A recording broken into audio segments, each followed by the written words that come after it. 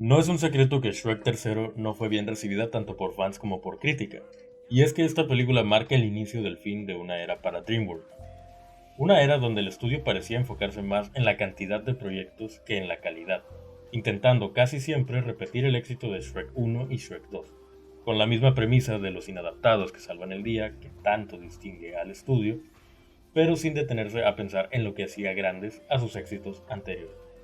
Shrek 3 se lanzó durante el auge de Shrek 2, que fue la película más taquillera de su año y una de las más taquilleras hasta el momento, y que a día de hoy sigue estando entre las que más han recaudado en la historia. DreamWorks era el único estudio de animación en Estados Unidos capaz de sobrevivir a batallas directas con Disney, e incluso ganar. Eso solo en taquilla, sin contar con el merchandising. El horrible merchandising de Shrek que funcionaba tan bien. Shrek 2 fue tan exitosa que la gente compraba catsup verde solo porque era de Shrek. Una de esas personas que compró catsup verde fui yo. Shrek era intocable. Pero entonces llegó la innombrable, la que pondría el primer clavo en el ataúd de esta era del estudio. Así que acompáñenme a ver por qué Shrek 3 no funciona como película. O mejor dicho, por qué Shrek 3 es un desastre narrativo. Una sinopsis rápida de esto. Shrek quiere evadir responsabilidades, pero las responsabilidades lo persiguen, y los fantasmas de su pasado lo buscan para atormentarlo. Y al final, el reino no es tu pantano, son los amigos que hiciste en el camino. Shrek 3, desde su primicia, apunta muy bajo. Sí, tiene sentido que Encantador sea el villano, si ignoramos los extras de la segunda entrega. El problema es, precisamente ese, que Encantador sea el antagonista. Esto es directamente no entender a tus personajes. Encantador fue concebido para la segunda entrega como un personaje cliché, un estereotipo tan grande que ni siquiera tiene un nombre real. Seguramente fue secuestrado o creado por el hada madrina para intentar llegar al poder. De esto planeo hablar en un video más adelante. Es un villano tan pobre que a pesar de tener una motivación bastante justificada, no tiene ningún tipo de crecimiento. Está tan poco trabajado que nadie en la sala de escritores se le ocurrió hablar de que las hadas no pueden tener hijos humanos. De solo mencionar ese pequeño detalle, Encantador deja de ser, pues él, y pasa a ser un villano con el que podrías incluso empatizar. Y así la película pasaría a ser un ¿qué carajo? A un, bueno, al menos lo intentar. Lo que me lleva al siguiente punto. Más no siempre es mejor. Esta película añade tantos personajes, pero se esfuerza tan poco en ellos, que incluso escenarios llenos de vida y ya establecidos en películas anteriores se sienten vacíos y sin nada de vida. Como por ejemplo, tú sabes, el reino entero, todo parece solo estar ahí, al grado de que cada personaje clave tiene menos carisma que un NPC de Bethesda. Los únicos personajes con algo de carisma de los que se añaden son Blancanieves, porque habla mucho y usa sus poderes, Merlín, porque habla mucho y usa sus poderes, y supongo que Garfio, porque toca el piano y habla mucho y usa sus poderes. Por cierto, ¿sabías que el personaje de Arturo nunca toma clases de actuación en la película? Esto es para que el personaje se pareciera en algo al cantante Justin Timberlake.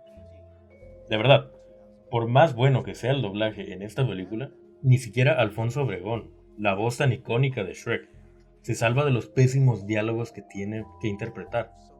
Pero prefiero, por mucho, la versión doblada, porque por lo menos la voz de Arturo, Enzo Fortuni, sabe actuar, a diferencia de cierto cantante en la versión original que acabamos de mencionar. En general, tanto las actuaciones originales como el doblaje en esta película se ven limitadas por diálogos que la mayoría del tiempo no van a ningún lado. Y cuando sí aportan a la trama, es para explicarte algo en caso de que no hayas entendido ya. Esto, amigos, se llama sobreexposición. ¿Saben por qué pasa esto? Porque la película carece de narrativa visual. La película desconfía tanto de su audiencia que se detiene en muchas ocasiones para recordarte qué fue lo que debiste haber aprendido o entendido de esa escena. Lo que nos lleva al siguiente punto.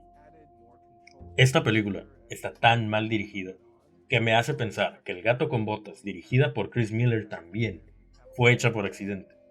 En serio, Shrek 3 está tan mal dirigida que la mayoría de sus tomas son estáticas. De verdad, este es un error de estudiante. No utilizar tu espacio es algo que esperarías del primer corto, primer comercial o primer video musical de alguien que recién empieza, no en una megaproducción. Miren la diferencia de cómo capturan a Shrek en la película anterior y cómo lo capturan en esta. ¿Ven la diferencia? El movimiento, la espacialidad. ¿Ven cómo cambia a pesar de ser una película más vieja? Usa tan mal sus espacios que todo parece un render genérico de fantasía. ¿No notaron que el reino de muy lejano pareciera ser una sola avenida en esta película? A diferencia de Shrek 2, que parece, pues, bueno, un reino entero, ¿no? Como cuando salen del calabozo y logras ver todo el reino. O, por ejemplo, cuando pasan por las calles y se ve todo el reino. No, esta escena donde capturan a la gente y después vuelve a pasar Shrek por el mismo lugar y se ve todavía menos vivo que en la escena anterior. Otro ejemplo, la escena de Blancanieves y de Immigrant Song de Led Zeppelin en el bosque, bueno, en la entrada, digamos, el bosque se ve tan plano que parece una cinemática de PlayStation 2. Y no me van a dejar mentir, incluso hay juegos que se ven mejor que eso, juegos de PlayStation 2. Y siguiendo con esta escena, no solo está fuera de tiempo la música, sino que también nos cambia a otra canción de manera completamente anticlimática. Pero eso no es todo. Es una falta total de ritmo en el doblaje que falla en meter The Immigrant Song de Led Zeppelin. No logras ubicarte en ningún lugar, porque se preocupa tanto por avanzar y porque algo tiene que suceder para que los personajes se muevan, que no te deja descifrar en qué parte del reino estás. La mayoría del tiempo no pasamos ni 2 minutos en un lugar cuando nos cortan para otro lugar y nos intercalan a otra escena donde cuando regresamos con esos personajes ya no están ahí, entonces están en otro lugar y vuelven a cortar. Todo se ve tan plano y tan fuera de sí que pareciera que lo hicieron realmente estudiantes y no unos muy motivados, sino unos medio flojos. La edición está tan fuera de lugar que casi ningún chiste funciona. Casi todos son de pésimo gusto. Y los que podrían haber funcionado se suelen ver arruinados por estar fuera de tiempo, como el resto de la película. Siguiendo con el montaje y con el tiempo y todo, la selección musical es pésima. Algo que no se había visto en películas de Shrek. Tiene una canción de 007 en el funeral del rey Sapo por el título, tal vez. Luego, en el tercer acto, ponen una canción bien rara sobre adulterio, que no tiene ninguna coherencia narrativa. Solo está ahí porque, mira, suena bien cuando van caminando, pero no está ubicada de manera coherente dentro de la trama. No va con el tono de la escena. La única canción que funciona dentro de la película es la de Eels, esta banda que estoy seguro que esa canción funciona dentro de la película, no por decisión del director, sino porque la banda llevaba trabajando en la franquicia desde la primera entrega. Estoy seguro, en serio, les puedo jurar que esa banda, el compositor de esa banda, entienden mucho mejor a Shrek que quienes realmente hicieron esta película. Y creo que aquí está el mayor de los problemas de la cinta. Ninguno de los guionistas originales trabajaron en esta película, y los nuevos no entienden lo que hace única la saga. Shrek era tan interesante porque no recaía en los personajes clásicos de cuentos de hadas, carajo.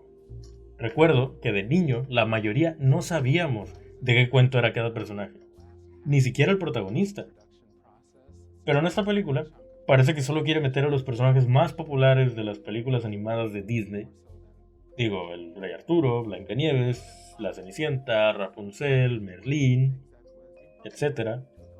Estos personajes eran vistos muy por encima y como completamente secundarios, precisamente porque ese no era el enfoque de la franquicia. Esto es solo una barata decisión de mercado. Ninguno de ellos aporta algo realmente. Ni siquiera el personaje clave, Arturo. Creo que eso define a esta película. Una decisión de marketing barata. Carece del alma de las anteriores dos. Tanto que Fiona, Burro y el gato aportan entre poco y nada a la película.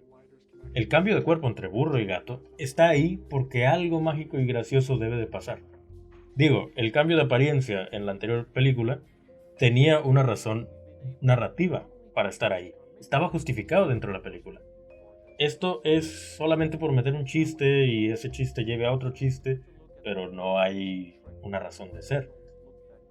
Y hablando de, tanto el plan de Encantador como la resolución final no tienen ningún sentido. Parece que ni siquiera se esforzaron en justificar ninguna de estas dos. Primero, no se le ocurrió a Encantador que quizás, tal vez, la mayoría amen a Shrek y a Fiona en el reino de muy muy lejano. Y aún así logra hacerse con el castillo y el reino entero en cuestión de minutos, aún teniendo a todos los villanos de cuentos de hadas de su lado. ¿No tiene la corona suficientes aliados y dinero para ponerlos en contra de Encantador? Y no hablamos de Arturo, en serio, no quiero hablar de Arturo, me produce tanto rechazo ese personaje y logro simpatizar tan poco con él que entiendo más las razones de Encantador, que es, joder, un personaje tan plano y tan poco trabajado, como ya lo dijimos anteriormente, que la manera en la que soluciona al final es ridícula. O sea, la manera en la que Arturo soluciona todo al final. Si Arturo era tan bueno dando discursos y persuadiendo gente, ¿cómo es que le hacían bullying? ¿Cómo fue capaz de convencer a ladrones y asesinos de cambiar de opinión, pero no podía evitar que estudiantes con mucho menos malicia que ellos lo molestaran? Es ridículo. La resolución de esta película es tan ridícula que solo tiene sentido por lo tonta que es la forma en la que Encantador persuade a los villanos de aliarse con él al principio. Pero incluso a pesar de poder utilizar esta habilidad de persuadir que barata que tienen Arturo y Encantador en común y poder darle un mínimo de sentido al final, deciden que el único de todos ellos que no se arrepintió es precisamente Encantador, quien más podía simpatizar con Arturo. Quiero que tengan esto en mente. 11 personas escribieron este guión. 11 personas no pudieron siquiera darle sentido al final de esta película. La tercera de la saga más exitosa del estudio a día de hoy, y una de las más exitosas de toda la animación en general. 11 personas. Que el compositor de una banda que entendiera mucho mejor a Shrek que sus guionistas, me deja claro que muchas veces menos es más.